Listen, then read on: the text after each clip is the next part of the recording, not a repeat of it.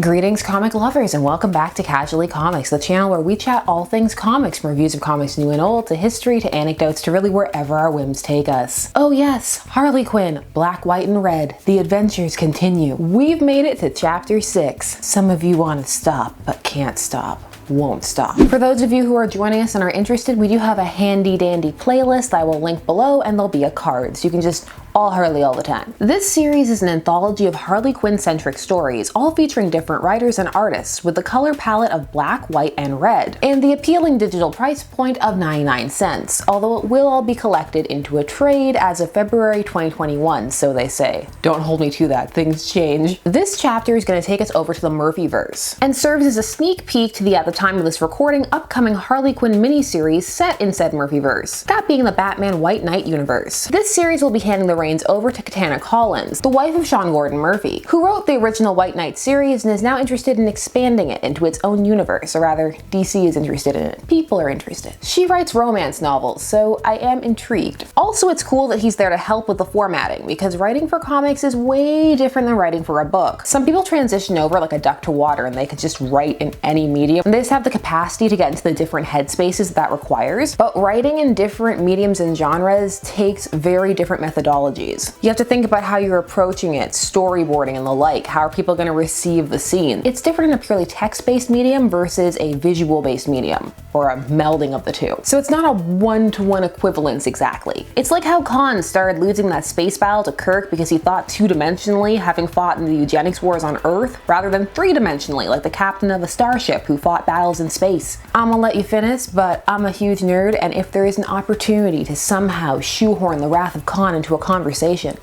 I will take it. Did you also know that people thought that Ricardo Montalban wore a fake chest for that movie? Well, he didn't. All Ricardo. Chapter 6, here we go. But before we get started, I'm Sasha, and if you're enjoying this content, you know what to do. Hit that like button, hit that subscribe button. Join us on this crazy comic book journey. Chapter 6 has a classic Joker and Harley cover with various shades of red being used for everything. You've got a beside Harley staring at the Joker, and you may think that means that's entirely what we're in for, but oh boy, I hope you're ready for Bat Quinn. Which I am. Always been ready. Born ready. Well, at least ready since the Batman TAS, that's the animated series of the 90s. This story is Black, White, Knight, and Red. Cute. I see you. Story by Sean Gordon Murphy and Katana Collins, with her handling the scripting, and art by Matteo Scalera, a name you may know if you watched our Black Science video. If you didn't, of course, link and card. The story opens with Harley, or rather Harleen, with her kids on Valentine's Day. Okay, so some knowledge of the White Knight verse is helpful for this chapter, but it's not necessarily required. It eases you into most of what you need to know, but I will give you some cliff notes. These are Harley's twins that she had with the Joker while he was recovering / reformed in this universe, so with Jack then. Mommy, look at the card I made. Looks good, kiddo. What do you say we write one to Uncle Bruce? A little Valentine's Day note. The kids tell her that she should write one too, and she decides, you know what, she's going to. But it's not an I choose you style note. It's a serious contemplation of feelings and confession type note. Deep-seated affection. I could say that never in a million years that I think my biggest foe would become my best friend. But the truth is, a piece of me always knew you could be. Remember the day you first arrested me? That's when I knew. In a different life, a parallel universe maybe, I could be your partner. I love the slit on her face here, as well as how black versus red is employed. Black for the present with some red accents here and there, but the past is all shades of red, creating the slightly bloody sepia toned effect. The past is literally seen through a different lens. Now some of you may be thinking, I remember chapter 4, you had beef with the pink lines, but these lines are maroon. I stand by what I said. These lines are a bit more reddish, and I'm here for it more than the pink lines. I don't know, it's just a personal aesthetic thing. The Joker and Harley are out in a heist trying to get a clown-themed diamond, because Gotham hasn't learned that its only safety is to just get things that have no theme whatsoever attached to them. Just purely Average Joe. But if it was called that, then there'd just be a supervillain who called himself Average Joe. So just don't even announce things, just Gotham gets diamond. However, while Harley is having fun, she notices that the situation is escalating for the Joker. He's holding a knife to the proprietor's throat. Maybe we should just take some of the paintings. They're worth a pretty penny. But the Joker won't be dissuaded, though this is earlier in his career, and so he hasn't escalated to the full level of violence that he will achieve in this series. It's kind of a descent into escalation. Mr. J, we got a problem. Stop talking, Harley. Make yourself useful and give me my gun.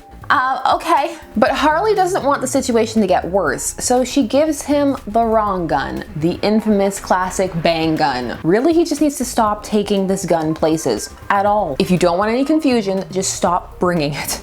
Wrong gun, Harley. And so the fight is on, by which I mean Batman very easily defeats the Joker with one punch. And even though Harley made short work of Robin, it isn't hard for Batman to subdue her. He noticed what she did, how she tried to help the hostages, how she tried to de-escalate everything. He tells her that she could actually make it out on bail in a week if she wanted to. Just answer me one thing. How do you always hear me coming? You tight squeak together when you walk. I'm serious. No one ever hears me. Except you. You ever hear the saying, those who laugh hardest are often the saddest? You calling Mr. J sad? He sure doesn't look sad to me. I wasn't talking about Joker. And you were right. The thing you told me years ago. Jock is better with you by his side. Even if I think you're better without him. Stop my feelings. I love how in this universe Harley is so defined. In fact, in this universe there are two Harleys, or have been, and they're both interesting. In this case we're looking at the classic Harley, the first. And she's a very nuanced character. Again, for me, my favorite thing for Harley is agency and having her own flaws and motivations. In this universe she feels again like her own character, separate even though she has ties to the Joker. This is a great example of that. Her separate, unique relationship with Batman, even though they're talking about the Joker. It's still formed around her. And this comic isn't done making me feel things. I'd always been a spectacle. Whether it was a go-go dancer, paying my way through med school, the youngest resident to be hired in Gotham, or the hottest new villain in Gotham. I was used to people watching me, but I wasn't used to people seeing me. I felt that. That felt real. That's a sentiment so many different people can probably identify with. There are only two men in the world who saw through my facade, and I've loved them both. So for this day only, I, Harley Quinn, I'm asking Batman, will you be my Valentine? She's pulled out of her confession by Leslie Tompkins and Renee Montoya, who've shown up to have dinner with her and the kids. Pizza please, Aunt Leslie? Of course. I'll place an order for salads. No, don't subject them to pizza place salad. You know it's not their primary function. It won't have all the love placed in it as the pizza will. Harley leaves her kids with them a minute to go and mail out the Valentines. Hers is red with bats on it and a heart on it. It's cute. But when she gets to the mailbox, she ends up just sending her kids on forward and keeping the ones she wrote to herself. And her last panel shows her walking away, Harley varsity jacket on her back and a ring of bats in the shape of a heart above. And the prompt to stay tuned for more in the Harley Quinn mini. So here for this. Here for this on so many levels. It's a fun interlude in this universe and something that does have a strong potential to make you want to check out the rest of it. If you haven't already, although of course you never know how people are going to react, it could give you the complete opposite reaction of I never need to read any of this, in which case you have still gained something. I love the strategic use of red in this comic, saving it mostly for the past or for key items or themes in the present. And even then, different hues are employed, like the bright red for the present, but that kind of more subdued tone for the past. The interactions and affection between Bruce and Harley are palpable, even in these short, brief moments. And you can see the differences in between her relationship with him and her relationship with the Joker and how she acts and carries and presents herself. Everybody here feels like a distinct character, all of whom would react uniquely, and that adds a huge level of strength to the story. I'm a sucker for complex Harley, what can I say? Now, while I felt there were enough kernels for someone new to this verse, you may not have, and may have felt a little lost or disconnected. And some are kind of like, ugh, from Joker to Batman? No thanks. Not every story is for everyone. This got me to feel, though. It reached past my cold ice heart, deep into the marshmallowy center, made me feel romance,